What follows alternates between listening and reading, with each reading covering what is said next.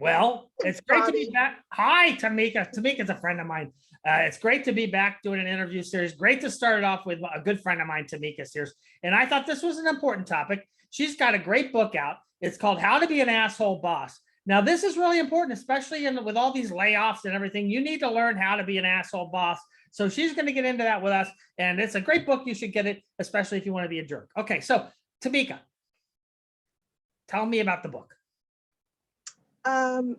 So there might be a little bit of a misunderstanding. I'm not sure what your boss told you, but the book is about how to not be an asshole boss. Wait. What? The book is about how to not be an asshole boss? Yeah. Hey, you dumb shit. You dumb shit. You told me it was about how to be. Now I'm gonna look like an idiot. I look like a moron. Oh, she's not gonna do a whole different thing. Okay, let me think here. Let me get my thoughts. Okay, Tamica, so could you give us an example on what being a bad boss would be like? Oh, like this what I did? I'm kidding. We all knew this. This was good. We set this up, people. We just wanted you to have Bobby the Bear curse. He hasn't cursed yet. So, Tamica, how many jerk bosses did you work for to prep for the book? How many jerk bosses did you have to go through before you said, you know what, I got enough for a book here? Well, I had a few, and fortunately or unfortunately, depending on how you look at it, with being in HR, it's not just about the bosses that I worked directly for, but also some of the bosses I supported.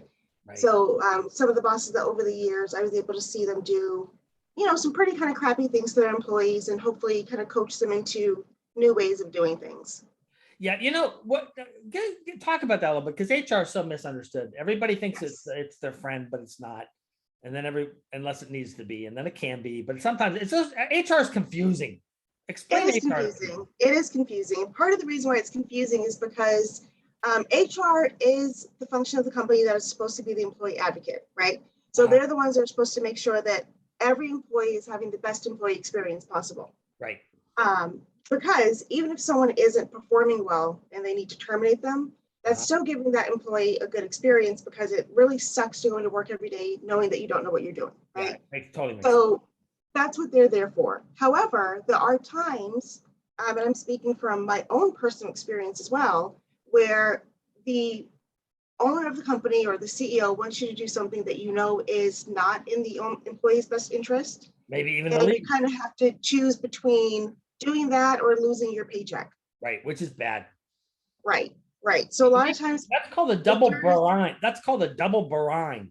That's a double barine. Just people are putting. It is absolutely unbearable. Yes, unbearable for sure. God, I love the puns. Yeah. And so the kind of last situation that I was in where that happened, I was working for a startup. Pretty awful. Sorry to hear that. Yeah, pretty awful leaders that wanted me to do some pretty awful things. And when they had a kid move from California to Arizona on a Monday, and then they laid him off on that Friday, that is when I knew I had to get the hell out of there before I lost all of my activity. But he got a full weekend. Yeah.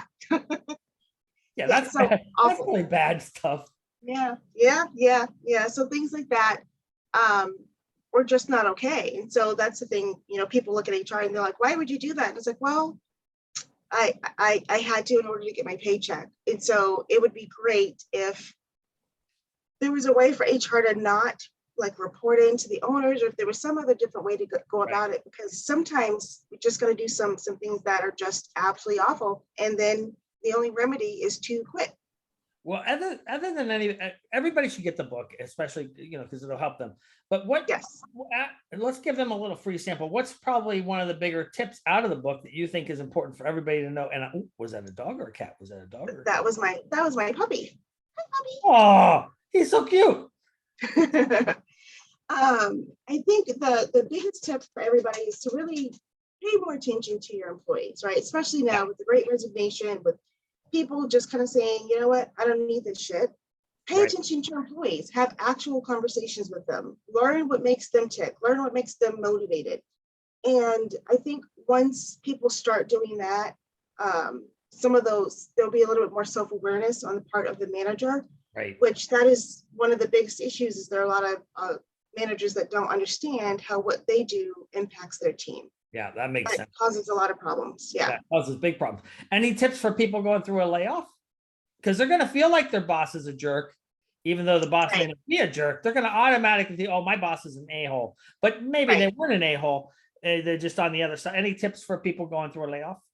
Yes, that it's not your fault. The one thing about layoffs is typically it is through no fault of your own, and Right. you may feel like the world is crashing down because you're like, I had all of this important work to do yesterday, and today it doesn't matter. Right. And the fact of the matter is, it does matter, and your former coworkers are going to be the ones that have to do it all. Yeah, totally makes sense. Don't take it personally. Don't think that it's because you're not a good worker. Don't think that you did anything wrong. Stand up and be proud, and continue looking, knowing that you are a great employee. Don't you think one of the problems is that a-hole bosses don't know they're an a-hole, or they don't see themselves as the a-hole, that they're Yeah. a denial, or so? How do you deal with that? What's a tip that you would give people for that? I mean, other than getting a nice puppy that you have, other than that, what would be a tip? So I think that it's really important for people to be able to give their managers feedback, and to get into a really good relationship with them where you can give them feedback and say, what you did to Susie, I was kind of watching that, and that really wasn't okay. You kind of hurt Susie's feelings, Right. or you hurt my feelings, or whatever. And if you're not at a place where you can give your boss, open and honest feedback, Right. ask them, are you okay if I give you some feedback? Right. Because 9 times out of 10, you'll be the first person, like since their mother, to actually give them real feedback. Right. Now, what about this scenario where the boss is a good person, but the employee is an a-hole? What would a boss do? I mean, that could be your next book. That could be my next book. So I think it's the same thing, right? The boss has to be able to give feedback to that employee. The employee 9 times out of 10 has no idea what they're doing wrong. Right. Or it could be that person is just going through some shit, right? Like in the last 2 years, do you know anybody that's like super okay? No. So I think it's a matter of giving people space to get mentally healthy and get okay, but actually finding out from that person, are you okay? Is there something else going on? What can I do to help you? That's good. Well, thanks for being the first person to kick off the new interview series. I'm so excited. This was great. How do people get the book? Amazon.com. It's right on Amazon. Just Google Tamica Sears, or go to Amazon and type in how to tell if you're an a-hole boss. Okay. And then how do they get an autograph book? They can reach out to me, and I actually have books ready for autographs. I just got to ship them in. See, so there's 2 ways. So we'll put all that info in the post. Thanks so much. And that dog is very lucky. Yeah. Yes. What's his name? That is Ellie, and she's my old girl. Oh, it's a girl. Sorry. Yeah. Hi, Ellie. No, it's okay. Hi, it's Ellie. difficult to tell sometimes, and she's deaf, so she can't hear you. She's deaf. Oh, that's even better. That's even better. I love deaf dogs. Deaf dogs. Quite deaf. Yeah, she's getting old in years. She's about 14 now, so. Oh, yeah. that's but I think she's got a long ways to go. Yeah. Yep. Well, thanks again for coming on. Always great to see you. You as well.